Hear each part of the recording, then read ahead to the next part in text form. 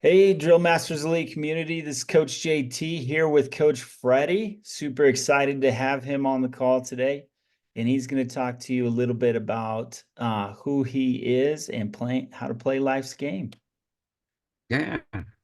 Well, thanks, JT, for this opportunity here. And we met a few years back up in Colorado there. And yeah, it was great. He contacted me and I says, "Who's this guy?" So anyhow, yeah. Good. Playing life's game, that's what I call my coaching now. It all evolved from way back, coach over 30 years of coaching. And playing life's game is about having meaningful strategies and practicing lifestyle disciplines. It's about mastering the activity of your mind. And over the years, I've developed 10 building blocks for playing life's game. And the first four are personal. Now, it's 80% attitude and mindset. And the first one I call is the game board, being very clear and knowing why you're on this planet. Basically, it's knowing where you want to go. It's knowing everything. It's your dreams, desires, intentions, all these things. And the game board, I created that about 8 years ago in Sedona, Arizona. I was visiting there, and I had been talking to my niece that lived in the Phoenix area, and before I went up to Sedona, and she was putting together some coaching. She was just starting coaching, and she was putting together a vision board. And I had worked with people over the years putting these vision boards together. And so when I went up to Sedona, I was in this log cabin, and this gal says, "Hey, it's empty. Go ahead and use it."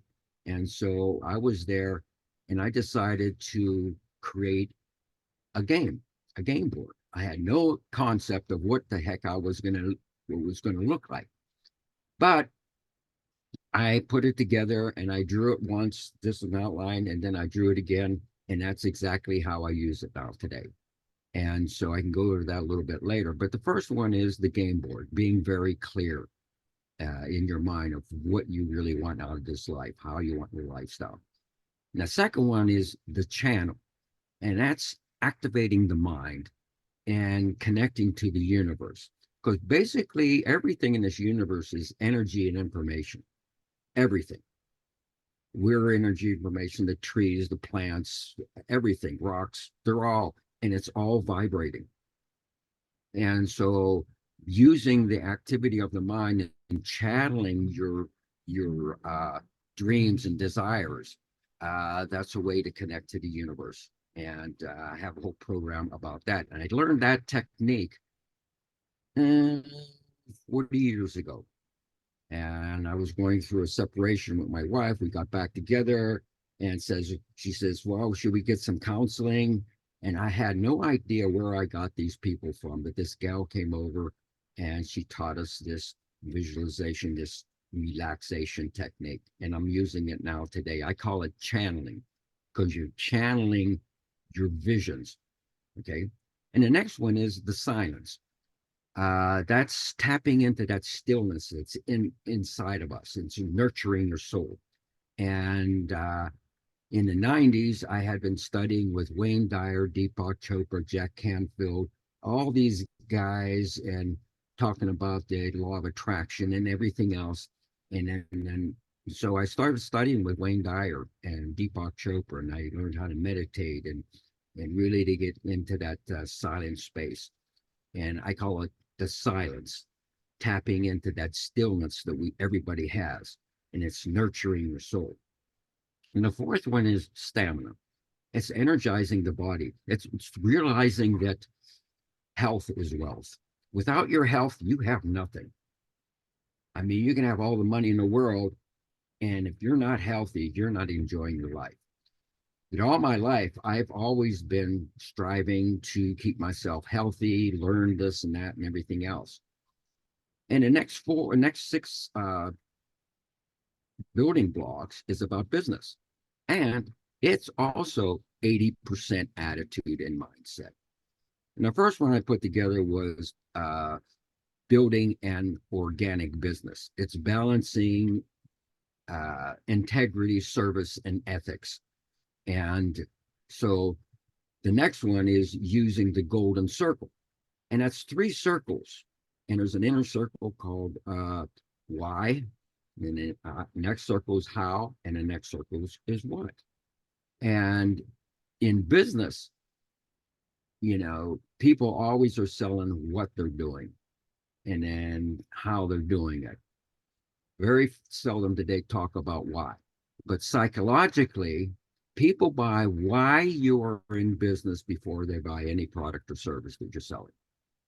So your why is so important. You start with why. And I teach how to create a mission statement using that and everything else. And then the number 7 is developing the triple bottom line. That's people, planet, and profit. So if you're in business, 95% or more of the businesses focus only on profit. They're there to make profit and everything else.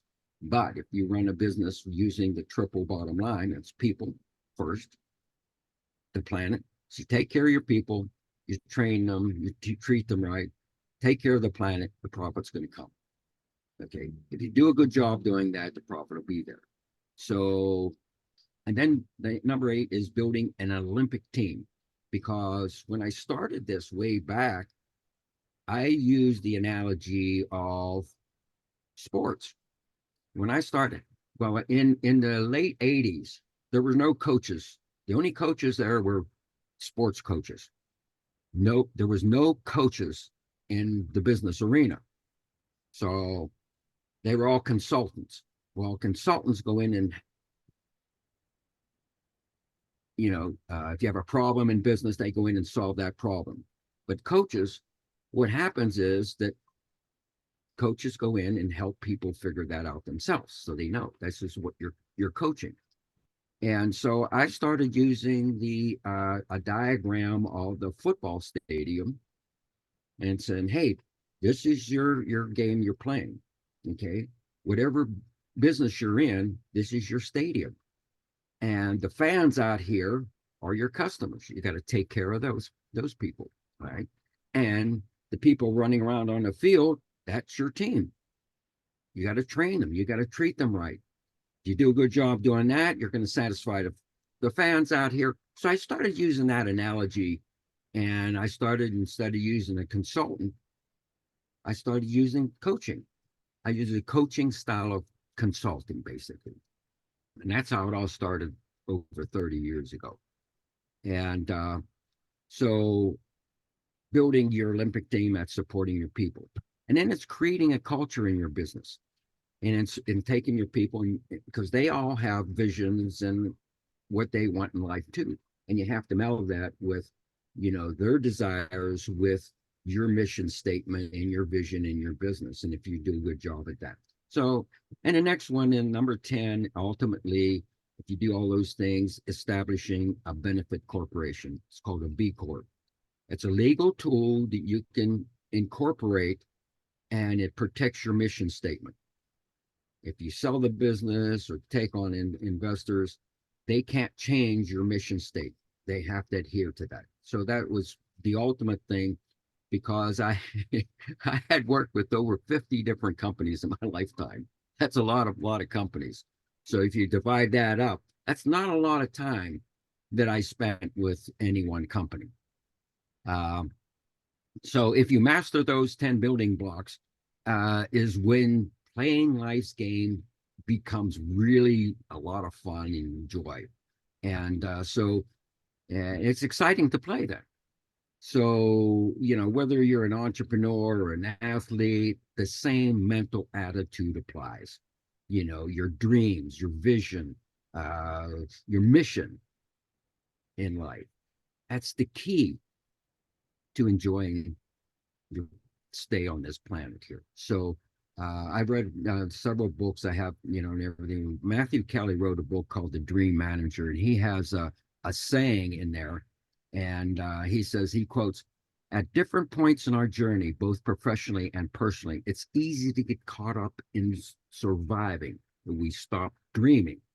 And when we stop dreaming, we slowly begin to disengage from our business, from our relationships, and from life itself.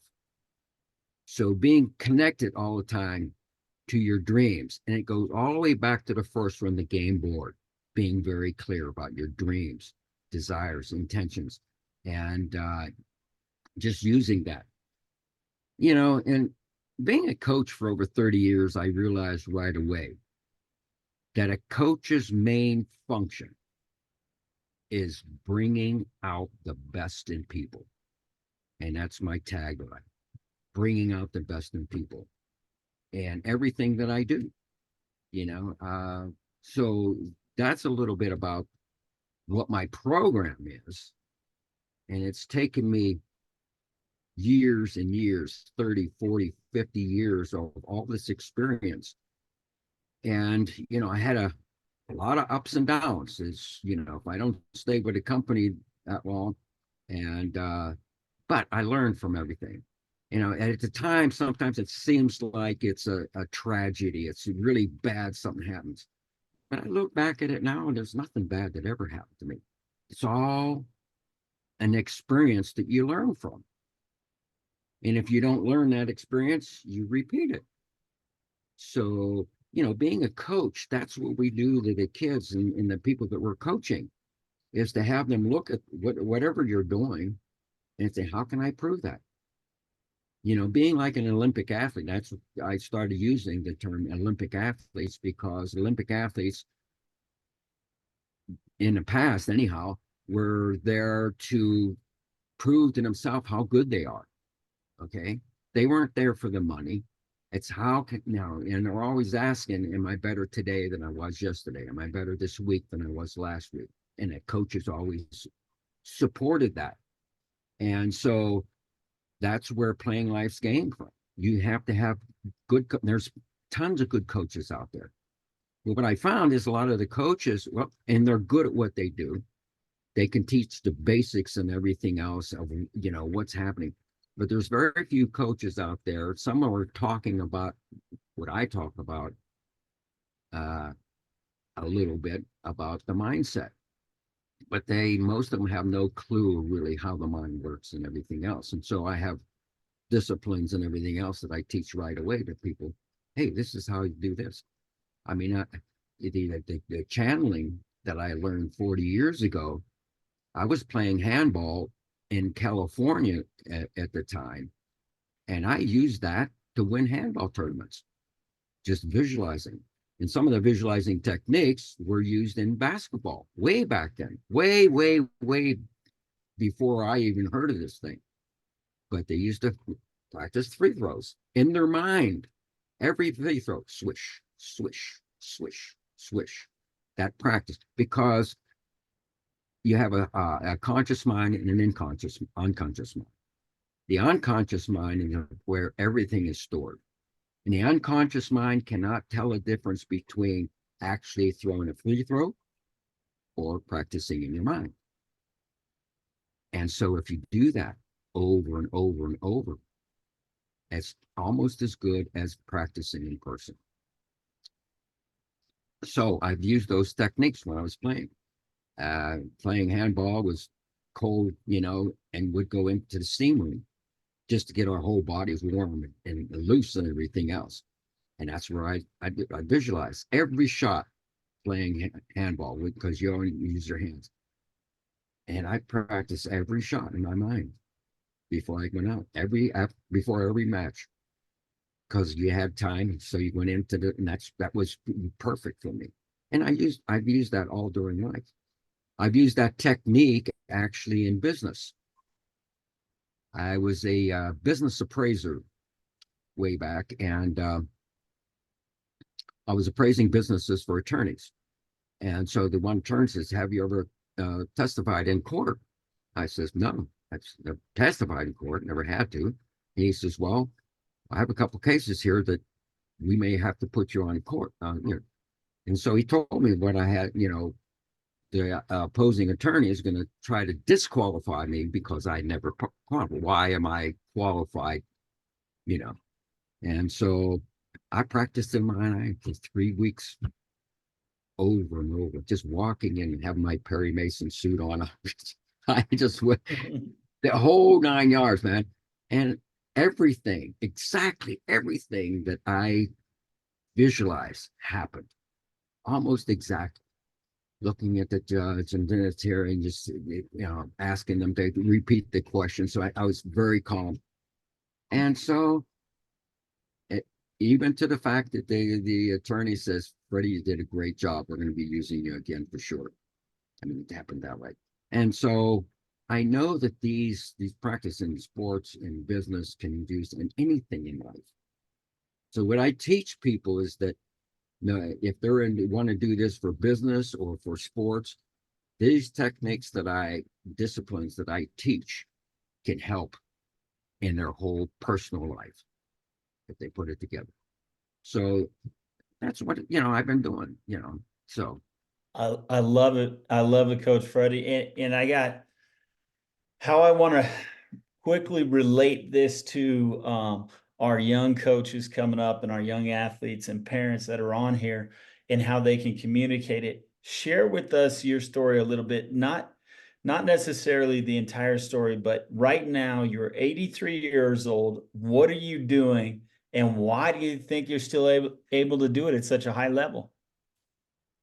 well, all my life I've been athlete. I played a lot of different sports. From in high school, I wasn't tall enough to play basketball, so I went out for the cross country team, and we had a good coach, and so I did that, and it was always keeping my body in physical condition. I was a dancer way in the 50s and rock and roll and all that stuff, and I'm dancing today.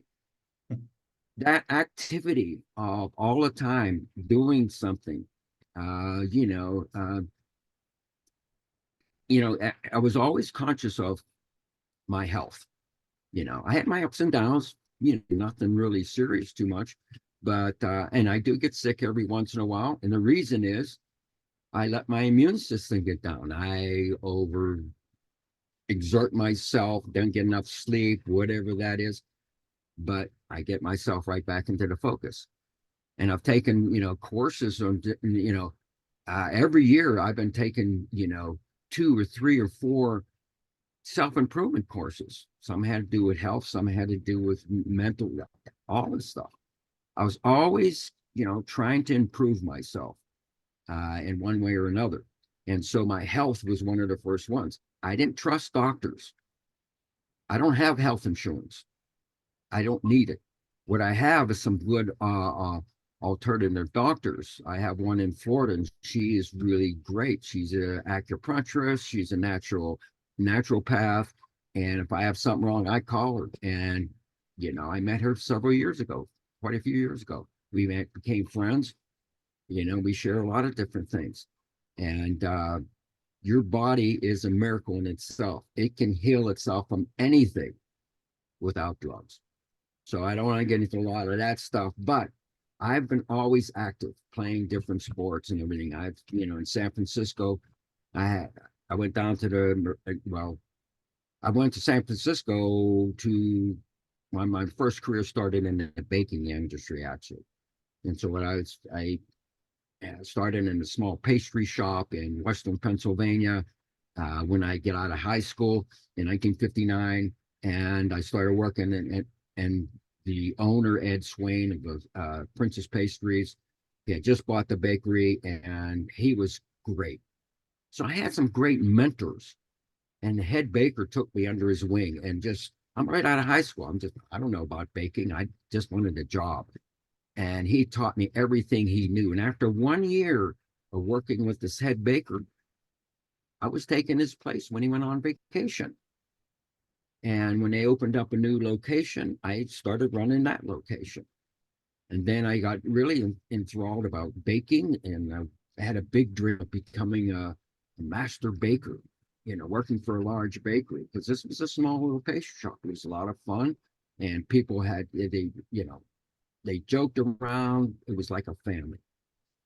So I went to the baking school called the American Institute of Baking in Chicago, and I graduated there.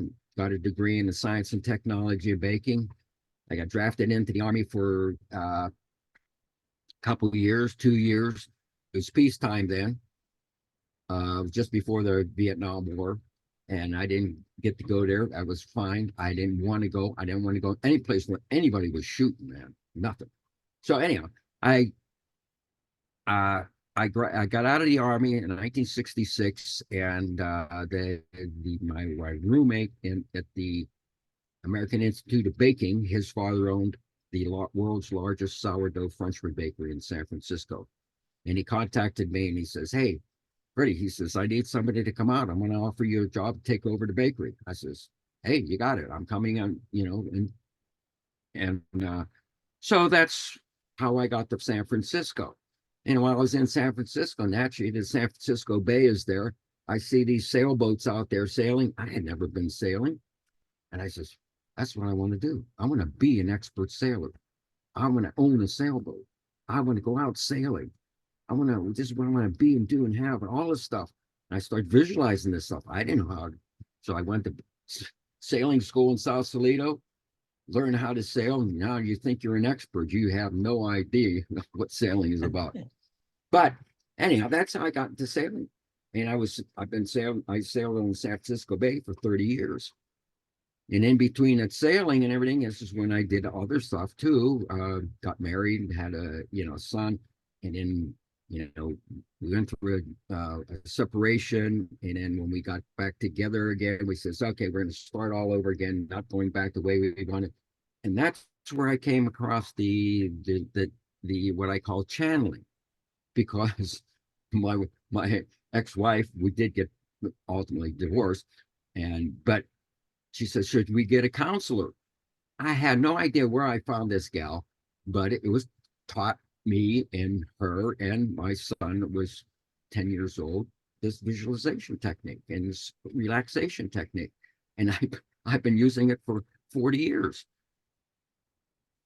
And so all these things, keeping yourself healthy, being fit, and getting into something, I mean, I got into Zydeco dancing in the 90s because I was a dancer and everything else. And I became one of the best Zydeco dancers on this planet. Plus, I play music. I learned how to play music with these Zydeco bands. And I played at Jazz Fest and all this stuff. And all these things that I get into, I don't do a lot of things all at one time. It's like I focus on one thing and I get good at it. So my focus is laser. In other words, if I'm going to be playing, handball, I'm focusing on handball, not playing anything else. Now I'm focusing on pickleball, and I'm playing tournaments, and got a bunch of medals, that I over the last 3 or 4 years playing tournaments, and I love tournaments because it's like an event that I go to. That's like a music event. There's dancing and music and everything else. That's what these tournaments are about. It's going out there and having fun, And I have a saying, in high school we said, people used to say, "Oh, grow up, get serious," and we used to say, "Life's too serious to get serious about." This was in high school, and and and so we said, and then I came up with a saying, years ago: "If I ain't having fun, I ain't doing it. Life is too serious to get serious about. And if I ain't having fun, I don't want to do anything. But I'll find some way to have fun in everything that I do, even if it's monotonous and I know it's not going to last a long time, but I'll have fun doing it." And that's what was my life experience. And this is what my life is all about. Even to today, people can't understand. I know all these people. They all know me. "Hi, Coach. How you doing, Freddie?" "Hey, they're 40 years old. I'm playing with them. They know that they're better than me and everything else because they have more stamina, maybe. But man, I'll hang in there with them." And so it's knowing that, and I tell them, I said, "Hey, they know how old I am." And I said, "Well, when I'm 100, you watch out. I'll be playing in the tournament." Why not? You Why know, not? hey, we're meant to have a life. If we take care of ourselves mentally, physically, and spiritually, and that's what it's all about. So, um, You know, in the 90s, I was on a spiritual journey. I had it with business. I didn't want anything to do with business at all. I had worked with over 50 different companies. My proudest moment is when I got fired from 2 companies. I couldn't take it anymore. I said, that's it, man. One company wouldn't pay us. And I said, wait a minute. We're supposed to be paid on Tuesday. Yesterday you're talking about, you and your sons talking about, getting, whether you get Cadillacs or, you know, uh Lincolns. I says, you're not paying us? No. I want my check. And so they fired me, but I wouldn't leave until they gave me a check. So it was one of those things. I said, I didn't care. I had it with all these companies promising uh, everything that will take care of you, your customers, and very few of them get anything like that. So, but even though I remember all these companies. I have a whole list of all the companies from when I started in life and everything else, and the years and everything else. And so looking back at it, and I just laugh and have fun. I mean, it was like, okay, but I learned. I even the not so good times, I learned something there. I learned what not to do, maybe. And I think that's what I learned most in these companies. So yeah. Uh, so yeah. I love it, Coach. And I would say we're about done here. Is there Okay. one piece of advice you want to offer these young coaches? Yeah. Yeah. Be very focused. In other words, focus in on, use a mantra. Like in meditation, you have mantras and everything. I do teach meditation and everything else, but focus on, how may I help? How may I serve? Wayne Dyer was one of my biggest, mentors. And I have all his books and tapes and everything else. And before he would get out and give a talk, he would say there for 5 minutes, how may I help? How may I serve? How may I help? How may I serve? And that was to get his mind focused on what's in it for me. In other words, we all have an ego and a soul. Our ego is saying, what's in it for me? Our soul is saying, how may I help? So we have to go more towards the helping and serving. That's what a coach does, is to help and serve and bring out the best in people. And that's what you want to do. So that's my, that's because they all have talents. All these coaches have talents, so they want to be doing it. But it's focus on helping and serving the kids that you're coaching or the people that you're coaching, because that's what you're there for, nothing else.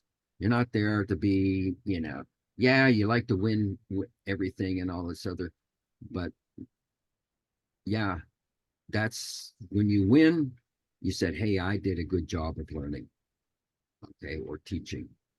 That's your reward there. But it's not all winning. If you go out and win, and to go out there just to win and everything you have, just take advantage of people, no, that's not it. Okay. So that's a little bit about Coach Freddie playing life's game. I love it, Coach Freddie. Well, Yeah. that's all the time we have for today, but I really appreciate it. And if you'll stay on just a second, I'm going to end the recording here and we'll chat a little bit Okay. more. Okay.